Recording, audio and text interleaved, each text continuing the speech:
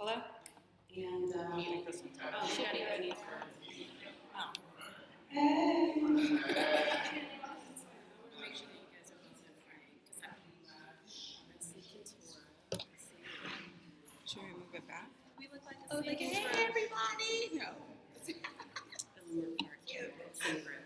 Okay, so please welcome again Kenturah and Shawanna for their talk.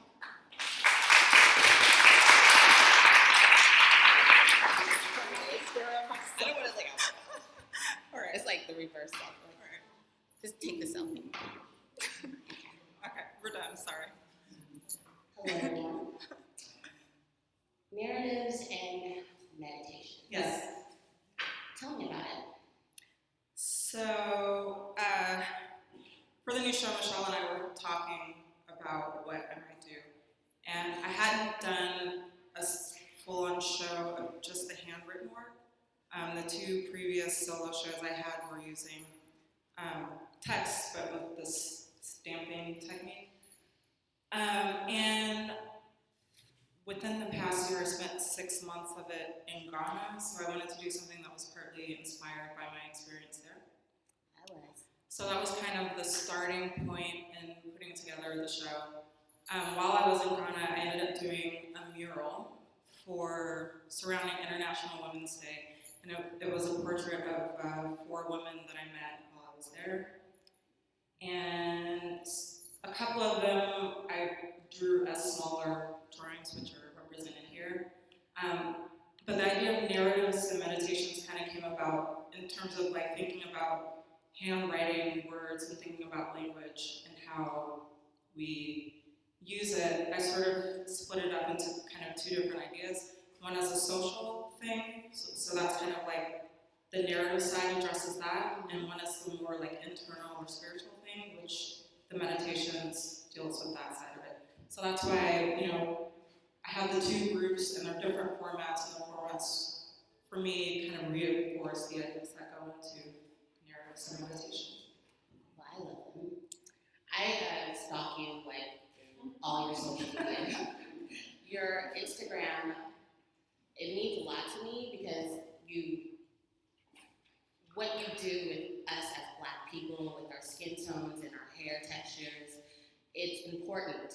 And this show, to me, it was almost like sitting with someone that said, you know what, you're beautiful, I love what you say, and this is how you look. So I want to thank you first before we even get started with creating a show like this. Because it's almost like a selfie, right? Like, yeah, you can see yourself as the reflection, and so thank you.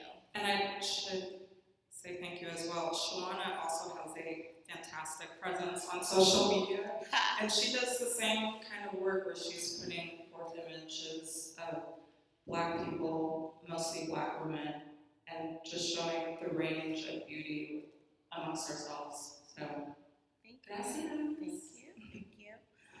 So, when you went to Africa, what was the art world? Like, how were you received in the art world in Africa opposed to like in Los Angeles? It's hard to answer just because when I think of art world, I think of here, and yes, there's an art world, but it feels much different. Like, there's a lot of artists there, but it's not like there is a community, but it's not art world in terms of how we think of here. And at least that's how I experienced it when I was in Ghana, mostly in Accra. But the part of the beauty of being there is, I was able to do something there that I haven't had the opportunity to do here, which was like I got to make a mural in like an institution has a substantial presence there, and so it was just so amazing to like go there and just be able to connect in ways that I feel like it's more, not that you can't do here, but it's a bit more of a challenge, partly because the art world is much bigger and denser, and then if you think about sort of social disparities, that kind of disparity that exists here doesn't really exist out there in the same way because like everybody's Black. Yeah. So it was great. It was much easier to sort of immerse myself in this outfit you have on, do you want to tell everyone what it is? Sure. Well, I should start by saying my parents are here. Hey, y'all. Hi. I'm like a 50-50 split between the two of them. So my dad's a painter. Among other things, he spent over 30 years, right? Working as a painter for the film industry, painting sets and things. My mom sews, she makes quilts, and a couple of her quilt friends are here. And so she taught me how to sew. And so I grew up kind of like there was this art side of making drawings and paintings, and then there was this other side where I started tampering with sewing, and then eventually moved to making garments. And so for a long time they were separate. And I'd say that in my 20s I started trying to figure out how to begin to bridge the two. So, because I was still interested in garments. I didn't want to be a fashion designer, but I wanted to deal with like textile and just the physicality of like working with fabric and kind of explore how that might fit in with my art practice. So that is a long story. It's great. Kept long. This is a sort of oversized t-shirt I made. I'm calling it the Bio Tee. Last year when I did the show with Michelle, it was at her own space, and it was an installation of these 3 panels. The front panel had a stamped text. The second panel had the stamped text converted into binary code. And the third panel was made with the QR code. And if you don't know what a QR code is, it's called the Quick Response Code. And it kind of functions the same way as a barcode. So there's apps, smartphone apps for it, so when you scan it, it takes you to a website. And we kind of see them all over the place now. Different companies use it to just make their site very accessible on the go. So I experimented with that there, and it was on fabric, and then I thought, well, how can I apply the idea of portraiture to an item of clothing? So I came up with the idea of making a bio tee. So this is a shirt stamped with a QR code that links to a page that would have a bio. So it's a portrait in a way. It's abstract, but it also involves technology, which is starting to creep into my work a bit too. So yeah, that's what it is. Okay, so we have this amazing piece that has technology. Yeah, but don't try and scam me today. I was because, totally scam. It's like, how do you find it? the links, the URL is not on. It's not live, so don't. Please. So some of the words on your pieces, do you want to explain what some of them say or narrate them for us and walk by? Well, okay, I'm not gonna get up, but I will point out. So for the mural I did in Ghana, when I got there, I found myself listening to a lot of Nina Simone, and one of my favorite Nina Simone songs is "For Women." So when I got commissioned to do the mural, like usually there's a lot of factors into making decisions about what an artwork is going to be. So they had the wall for the mural is this like really, really horizontal wall, and so structurally it would work to have these sort of four large images of women on the wall.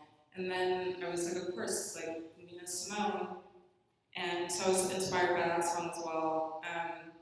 And then I hit you up. Okay, so so Shawanna, if you're on her, do you do it on Facebook too? Not really on Facebook. Okay. On Instagram, what she does when she posts these images, it's always or almost always accompanied with a text, usually poetry, and it's just like this marriage that's amazing. So I asked her for some help because I know she's always in that work, like always digging through poetry more often than I am. So I just asked her to send me some ideas. I told you what I was working, right? I was told so her excited. yeah. I was geeking out. I was like nervous. Like I I think you're amazing. So I was like, she wants something from me? And it took me a while to see. I don't know, was it random? I was just like in Africa, in Ghana, and I was like, and I knew that. And it was like, she's contacting me from Africa for some, yeah, I'll do it. All right. Thank you. Thank you. So anyway, one of the texts she sent is an Audre Lorde quote, which says, "I am deliberate and afraid of nothing." And it just kind of resonated to like put these images of Black Ghanaian women using that text. So I spent what I thought was going to take me 2 weeks, and I should have known better. It took over a month, maybe a month and a half, to do the mural. Because initially I was going to do it with the stamping technique, which goes much faster, but I couldn't get the right kind of materials there, so I was just like, forget it, I'm just gonna write it out. So it ended up being a handwritten portraits like these. Not, the text wasn't nearly as small as the ones here, so that was taken a year. But yeah, so I said all that to say, this one, my friend Emma, this is a young girl I met traveling, so I don't remember her name. My friend Mame, and there's another one in the back room, Martina, and they all use the same text, "I am deliberate and afraid of nothing." So that's, Facebook? huh? On the Facebook that I sent you, the inbox? Yeah. So that's 4 of them, and then I won't go through all of them. That's my friend Nkechi, who I don't know if she's here, but most of the time I appropriate existing texts. Sometimes if I'm inspired, I will write my own text. And so just from knowing her so long, I ended up writing that one, and I can't quote it right now because I'm sitting in front of you and I'm a little nervous. That one, selfie, it's scripture. There are a few scriptures that kind of play into what I think about text in terms of like, there's energy behind it. Like, we can have this exchange, but it extends, and especially now with technology, like if you think about technology as well, like your words extend far beyond what you can really conceptualize or just see in the physical. So it's kind of dealing with that. And then in the other room is all of those images use the same text, and it's a poem I wrote in response to some philosophy reading I've been doing about language by this dude, Wittgenstein. And it's complex and simple at the same time. But anyway, so that text is a response to that. What's the text? Okay. Bring it to us. There's something about dignity, there's something about shame, there's something about honesty, there's something about blame. We examine our thoughts with words we exchange, then navigate the world. Wait, no. There's something about. That was correct. Was that right? We examine our thoughts and give them a name, then navigate the world through words we exchange. Well, That's what it says. and that's what that says. Yeah. And so it's this idea, what Wittgenstein was sort of dealing with towards the second half of his life was how language is a tool. Mm-hmm. And we can determine how we use it, and rather than sort of reality imposing itself on language, we can use language to carve out what our reality will be. So it's kind of about that. And it all makes sense. Okay. Yeah, we're good, right? You guys feeling it? Yeah. Can you share with us the materials that you use? Yeah, so I mean, when you mentioned earlier, like drawing Black people and Black women, I mean, the reality is I'm not using color, so I'm just, I'm limiting myself to sort of very basic kind of tools with the handwritten pieces. So they're all just graphite pencil. You know, I have these pencils and use the lead graphite sticks to draw them. But, you know, I used to paint up through college, and then I ditched painting because I was dissatisfied with the work. And so for me, it was like kind of eliminating as much as I could to just try and explore what I was trying to do. Like I was in the space where I was figuring out what I was trying to do because the painting wasn't getting at what I was feeling or thinking about language, identity, and that sort of thing. And then just reading a lot. Anyway, it helped me strip back all these other materials and just go back to just working with pencil. And then, you know, in a way, so I call them drawings, but in a way, you know, it's a writing. Like it's made by writing from left to right, the way we traditionally write. And this piece in the other room is more like an installation. They're on individual sheets of paper. I designed a box that my dad made for me, and that's on the pedestal in another room. But in its most basic form, it's actually a book that's just split apart and put on the wall. So once it's off the wall and compiled, it goes in the box, and you can really call it a book. So it's kind of playing with like how we use language. Well, we write with it, we put together literature, and so it's kind of thinking about that and how we make history. Like history is, you know, that began when we started recording things. Yeah. And so it's about sort of documentation as well. Well, one of my favorite things about your pieces is how you capture the texture of our head.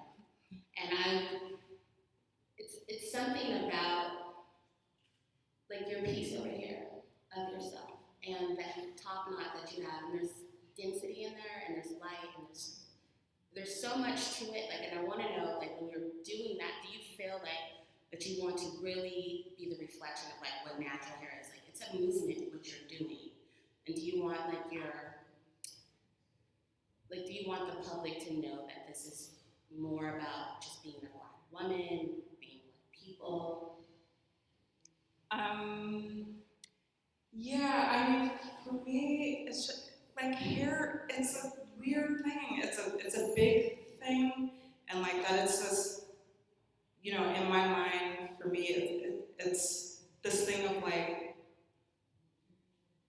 I love that right now natural hair is being embraced, and I don't care what kind of hair somebody has, but this idea that people can attack somebody else because of how their hair grows out of their head, like, it's just really weird to me. And I'd say, I mean, I didn't grow up getting perms, but I did get my hair straightened.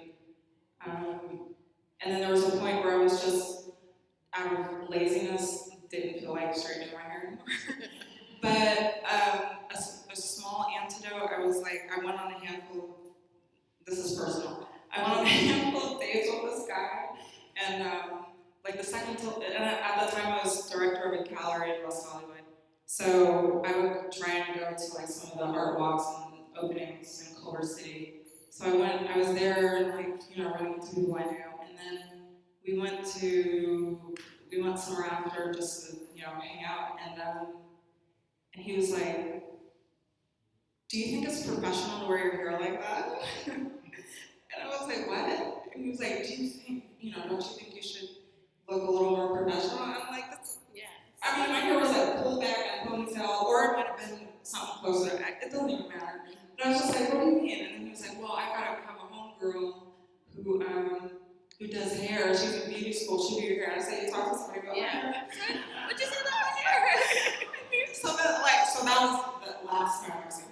But it was this thing. Oh, and then I'll say he was Black, and so it's just this weird thing. And I was like, really, it's like that. Yeah. And so I mean, it's just, you know, this permission, you know, this it's a weird space. So I try and articulate that in the work, and just by nature, the way things are, it's political, although that's not my intent, because it's how we look, if that's how we want to look, you know? And it's just, I think I repeat it because, and maybe I'm trying to like neutralize it, so it's not a thing. Like, it's not like I give you permission to wear your hair this way.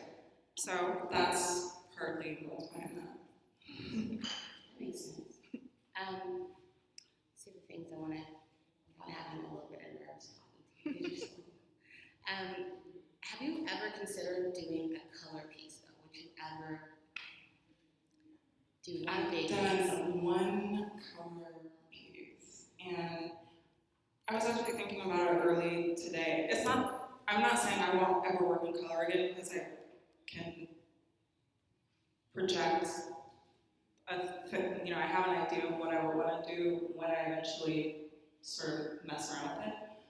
But just the nature of the work right now, it doesn't work for me, or for the work, like it doesn't do anything to add to it. Because the idea is more, it's less about, what becomes secondary is the actual appearance of the person. It's more about like who we are is so wrapped up in language, and so I don't need color to express that. So that's my answer for now. Maybe ask me in 5 years and it might shift. But when I do use color again, it has to be for a reason. Like the color itself has to do something or be integral to the idea behind the work. And it's not for these. So we're going to do some questions with the audience. Anyone have any questions? Yeah, thank you so much. Yeah. Really beautiful.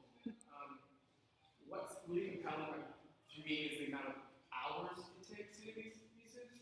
Not only hours, but I imagine how uncomfortable you might be at times, with cramping your hand or keeping your eyes straining. I don't know if that's the case.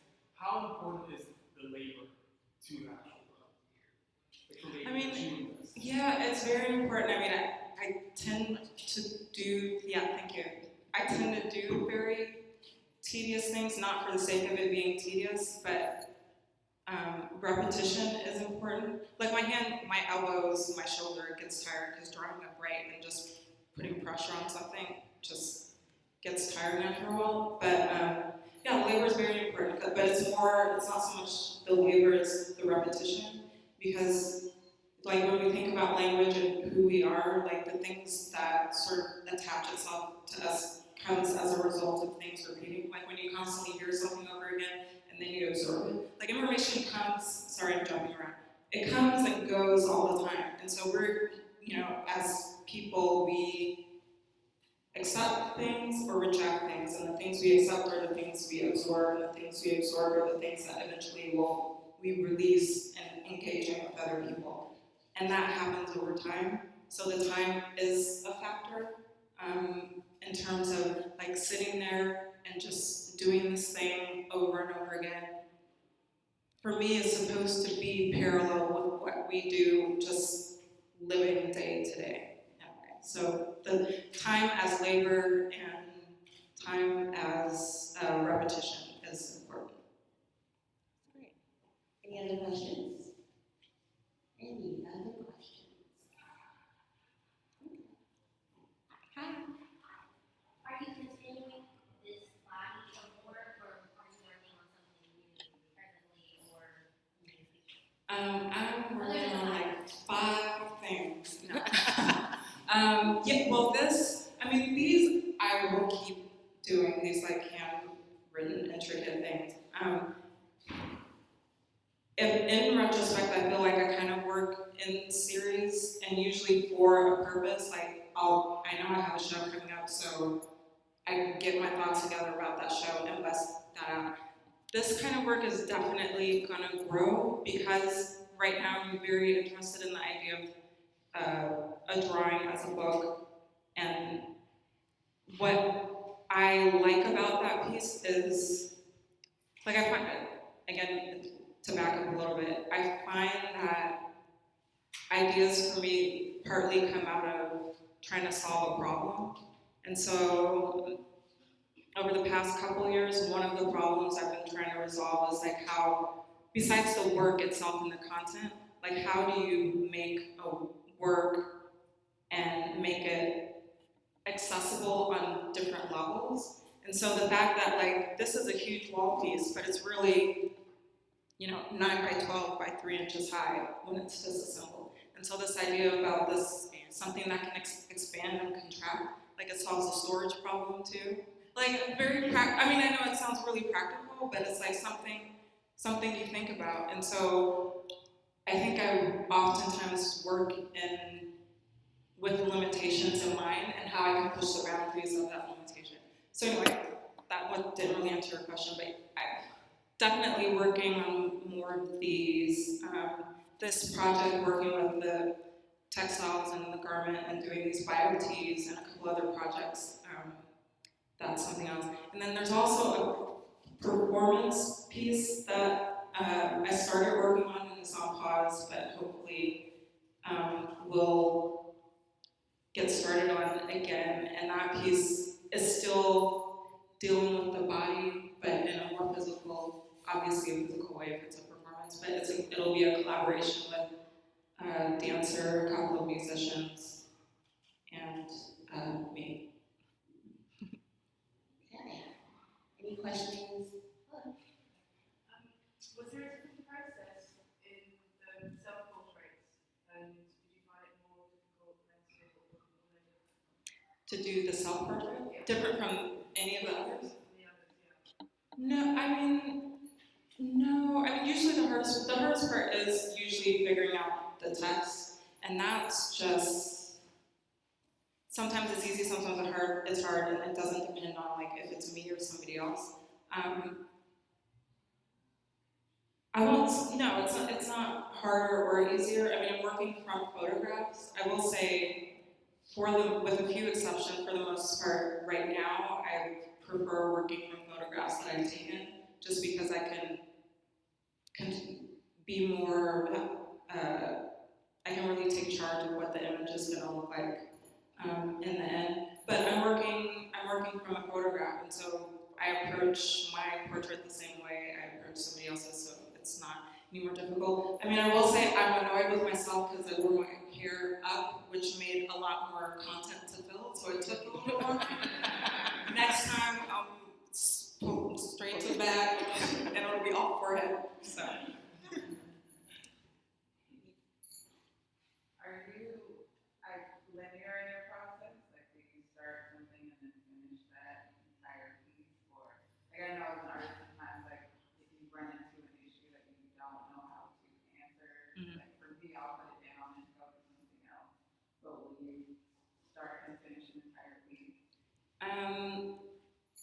Yes, and I try to, like, if I start like something like this, I try to focus on that until I finish, and that happens over, many days if I'm working on it full time.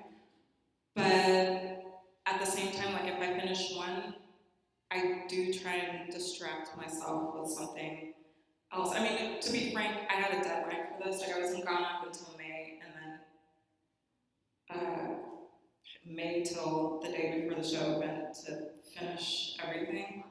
So I couldn't distract myself too much, but partly for the break, like just to relieve my arm a little bit, I'll work on something. Like it was great. I could work on this for however long, finish one, and then I would switch to the one in the other room because I could do it with it flat on the table and it's not so hard on my wrist. So yeah, so in that regard, yeah. I don't know if you mentioned, but what are the words that you use for your stuff?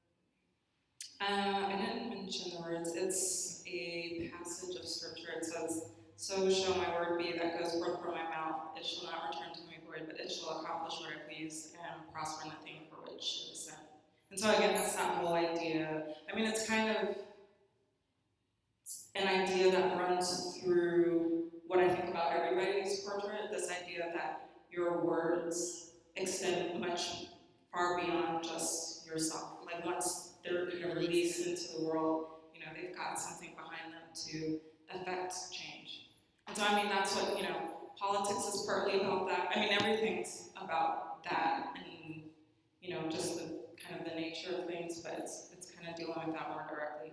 And so I use it for myself partly because I'm conscious of that when I'm in whatever work I'm doing. So that's why it seemed to be the appropriate thing for the selfie.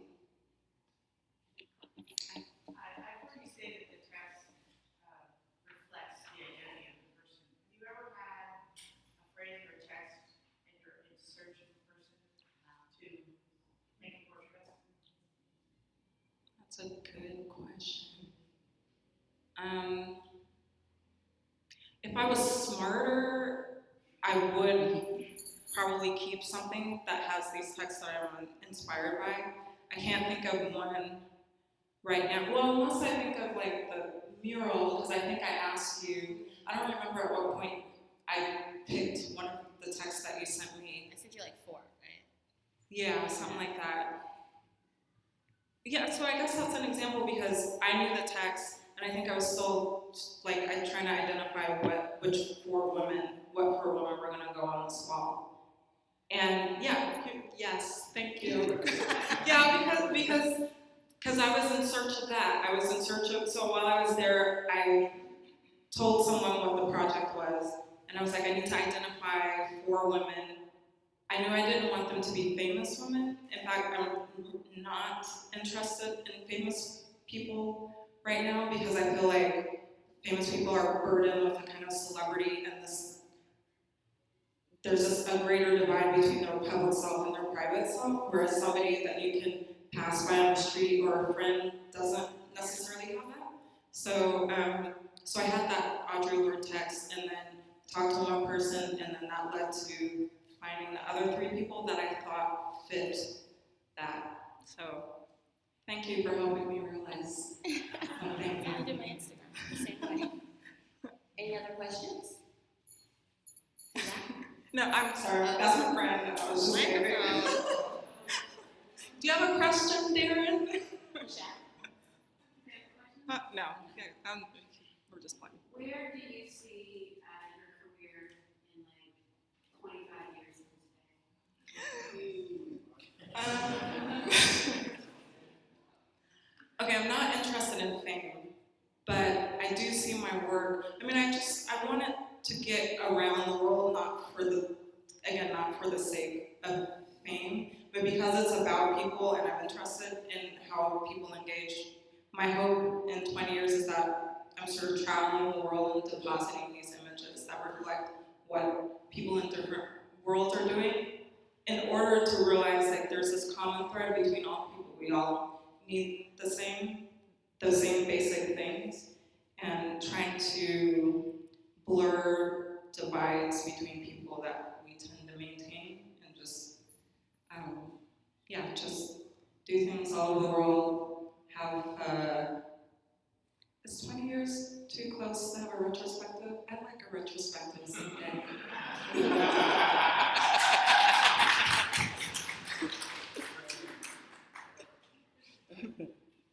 Any other questions? You're kind of teaching now. Do you see teaching as part of your career? Only if it feels more comfortable than I feel right now. Like this is enjoyable, but I'm shy, and I have a hard time disguising it. So maybe someday if I feel a little more comfortable doing this, I'll be okay with teaching.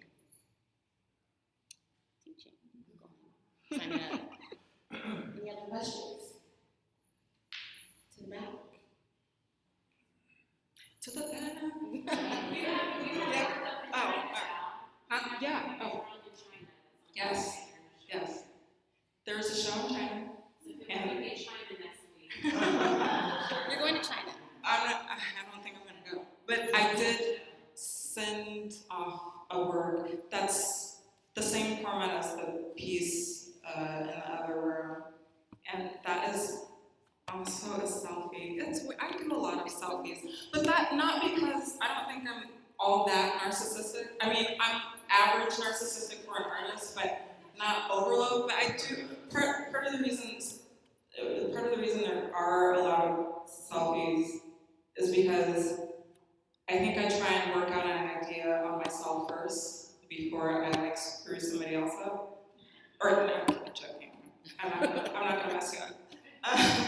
So yeah, the piece in China is a selfie. It's a diptych to two things, and also inspired by the reading philosophy by Wittgenstein. So actually, it shows the front of me and then the back of me from the same, obviously not the same vantage point, but direct front, direct back in the same sitting. And it has to do with what Wittgenstein did. He had one approach to philosophy of language, and then maybe 16 years later, he changed it. And so it sort of represents a change that I felt was happening in my own work between painting and then shifting to working this way and with text, because that kind of shifted what I thought about doing portraiture and representing people. And yeah, I felt like I went through a similar process. So I appropriated his text and used that to write this diptych of a self-portrait. Questions? I have a question. Out of all your work that you've done, Don't say it. No, I'm kidding, I'm kidding. Okay. No, go ahead. What's your favorite? Yeah.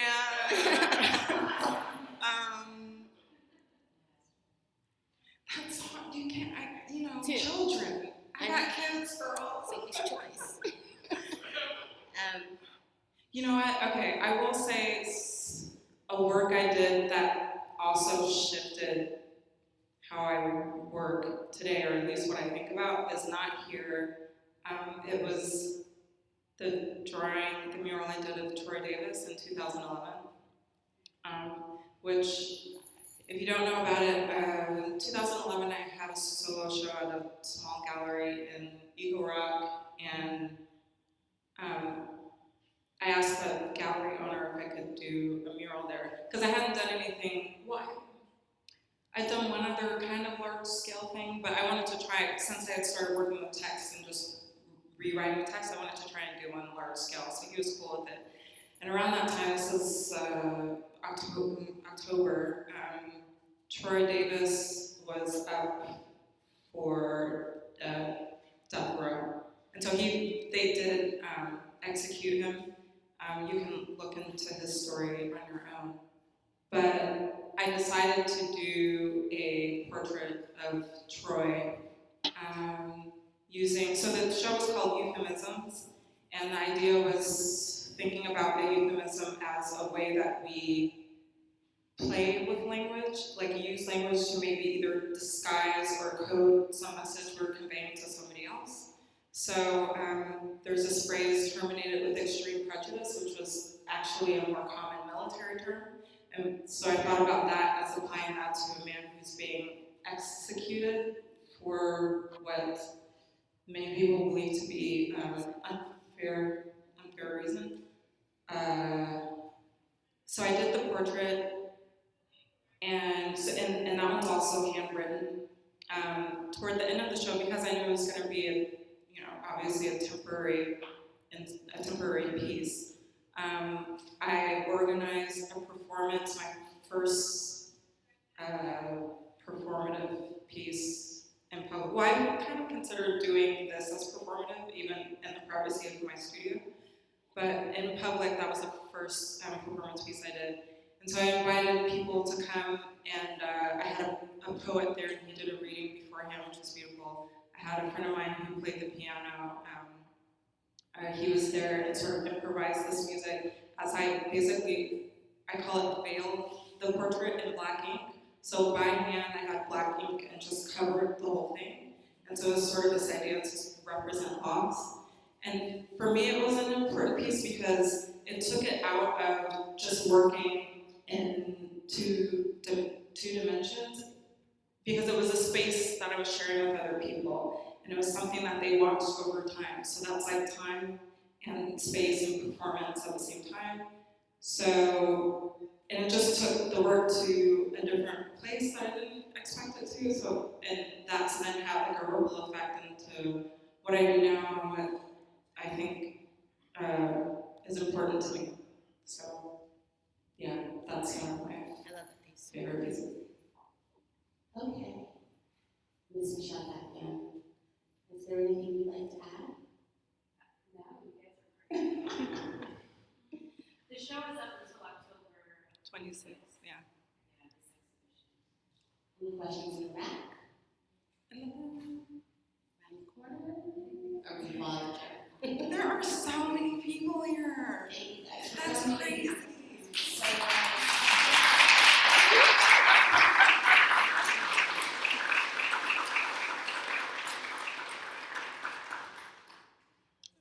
On that note, all right, thank you. Oh, no, one more thing. So, I have a little project that I won't go into the details right now, but I need maybe 10 volunteers, kind of a decent mix between guys, men and women, guys and girls, to stick around for a little photo shoot. Basically, I have to make a proposal, and I need to photograph some people that I don't really know. And you guys are here, so. Explain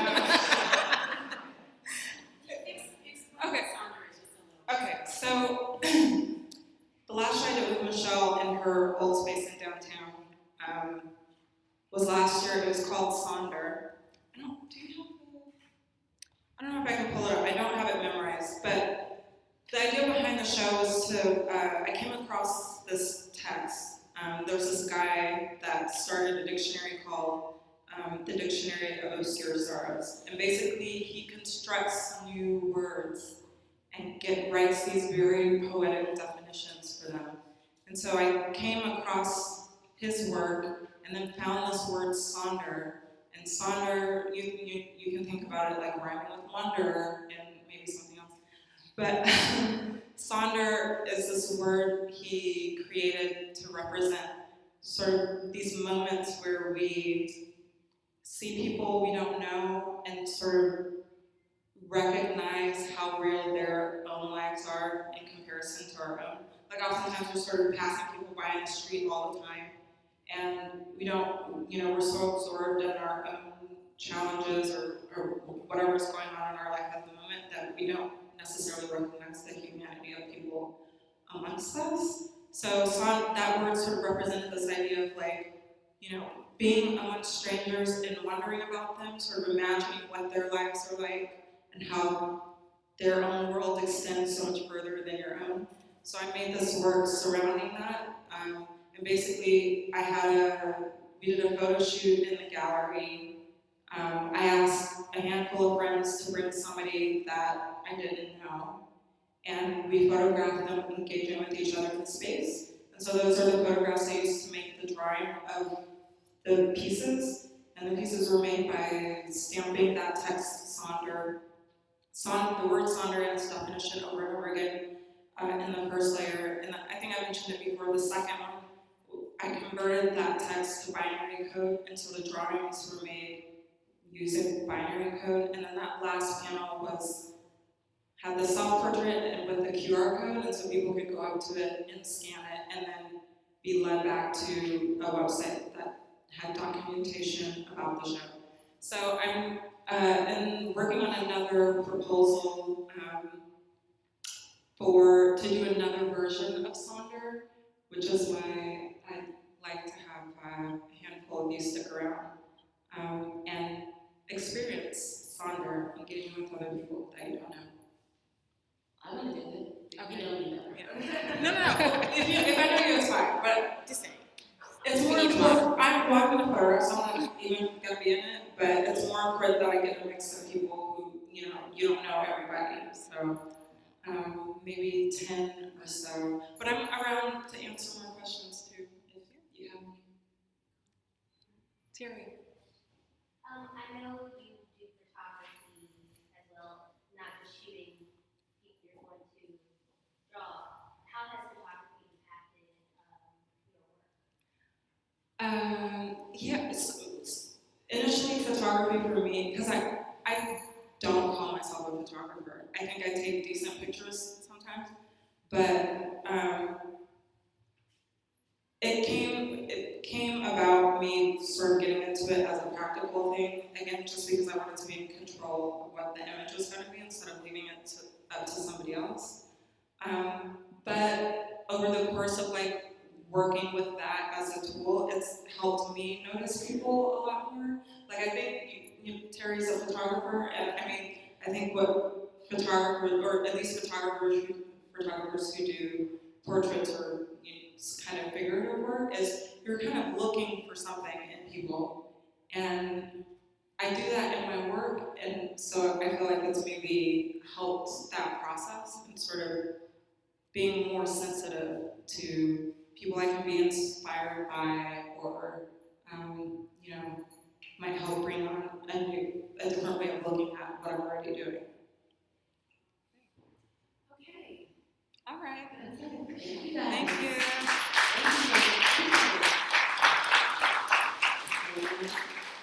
Okay, so if you are, and it should take like 15 minutes, if you are going to stick around, maybe just kind of drift up front to help me out. And anyway, I'm going to be here for a little bit. So. Thank you. Thanks.